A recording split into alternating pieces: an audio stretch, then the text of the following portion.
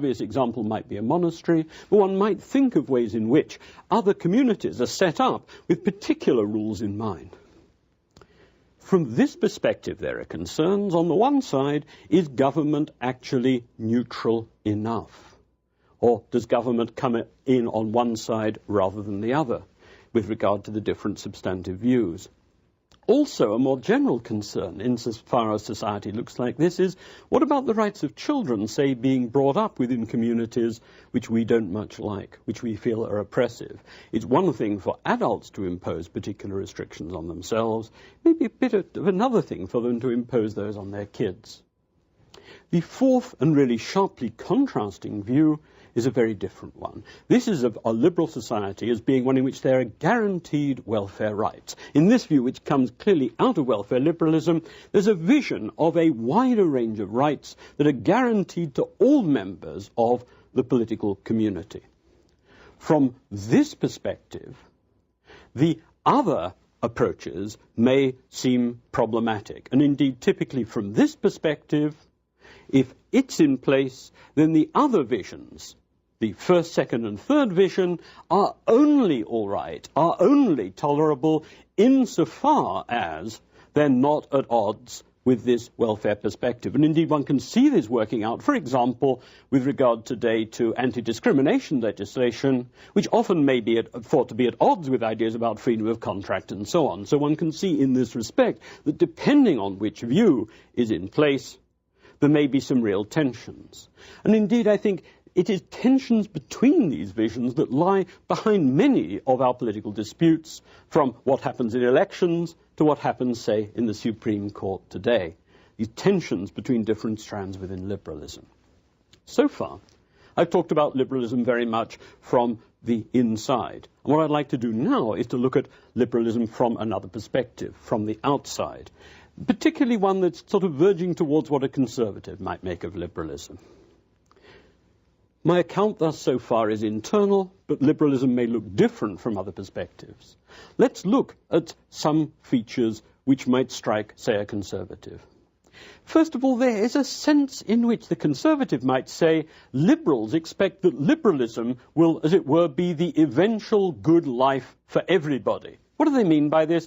Well, there's a sense in which, for liberals, if particular individuals or nations are not currently liberal, it's assumed that in the end they'll eventually become liberal. And, if one takes Western society's perspectives on the Third World or US perspectives on other countries, there's kind of the assumption in the background that in the fullness of time, other people will end up with a society that's pretty much like ours. It may not be identical, but there is somehow the notion that it's liberal ideals that are the right ones, liberal societies are the way in which to do things, so that other ideals aren't taken fully seriously. And it's also just assumed that in the event of a clash between liberal ideas and others, then the liberal ideas should win out, regardless of the impact of this on the values and concerns that the other people may actually have.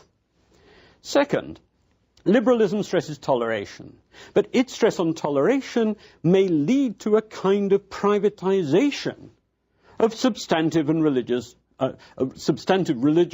and moral views, and also their associated ways of life.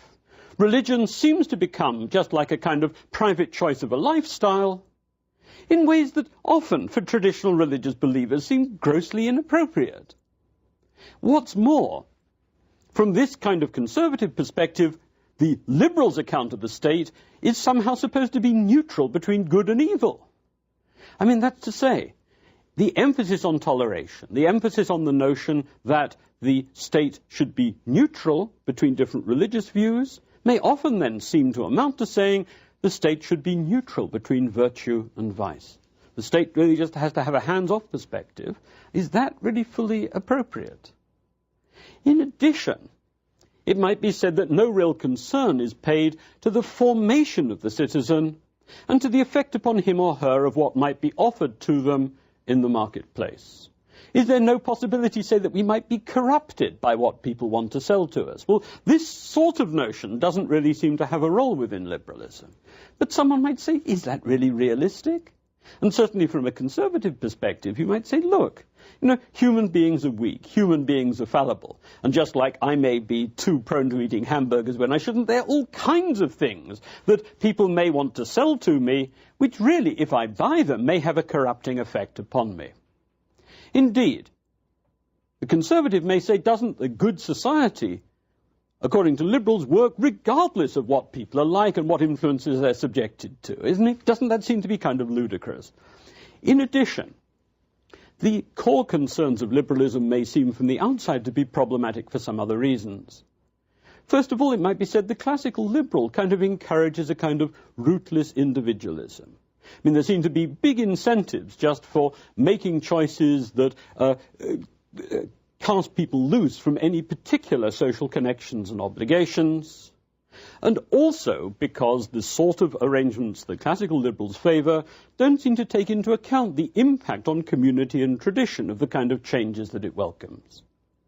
Indeed, if habits and traditions and a particular character are needed for each individual to live his or her life successfully or to play a fruitful role in society and the economy, what one may be getting under classical liberalism, the conservative would say, is a recipe for the disaster. The creation of, as it were, financially successful but rather hollow people. People who are not kind of real people at all, even though they may be very successful. By way of contrast, the welfare liberal wants to give assistance and a kind of guaranteed autonomy to people regardless of what they do. But isn't this a recipe for destroying individual responsibility and the work ethic, and also any feeling that individuals have for their location in particular societies, and they're having particular responsibilities within them?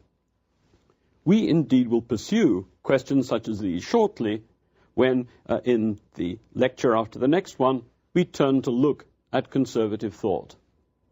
Before we do, we'll look in the next lecture at libertarianism, a kind of more radical form of classical liberalism, which I guess will stir things up a little bit. Let me turn now to recapitulate and just to remind you what we have done in this lecture. First of all, we have explored what is at issue between classical and welfare liberals. We've looked a little bit at the to and fro of argument between them, and I've attempted to give a summing up of what some of the key issues here are. Then, what I did is to look at four contrasting interpretations of a liberal society. One which focuses on individual rights, one which focuses on commercial society, one which focuses on toleration, and one which focuses on welfare rights. And what I wanted to suggest here is that these are four really quite powerful and important visions, but that clashes and tensions between them lies at the back of a number of current controversies in today's politics. Finally, we turn to look at some features of liberalism that I think are really there, but which I think are probably most apparent to those people who are not liberals. Possibly, say, to an immigrant to the US from a traditional society. They may be very struck by the individualism of American society, but also by that aspect of its liberalism that doesn't really seem to be willing to take seriously perhaps their own religious beliefs, perhaps aspects of their own ways of life, which to them are really vital. There's also in this context a very important and dramatic issue, namely, what do we actually need by way of people's behavior, people's background and socialization, in order for a society to work? The conservative will often say that what is needed is a very particular shaping of people's characters and personalities. And will often point the finger at the liberal and say, look, the liberal seems to be someone who thinks that society can work without any particular prerequisites, almost regardless of what people are like. What kind of response might be offered? Well, we'll see one, actually, in the next lecture, where we look at libertarianism, which in a sense heightens some of the aspects of classical liberalism and takes them to an extreme, because it's often the case that seeing things from an extreme perspective can be quite illuminating of even what is in the centre. Thank you.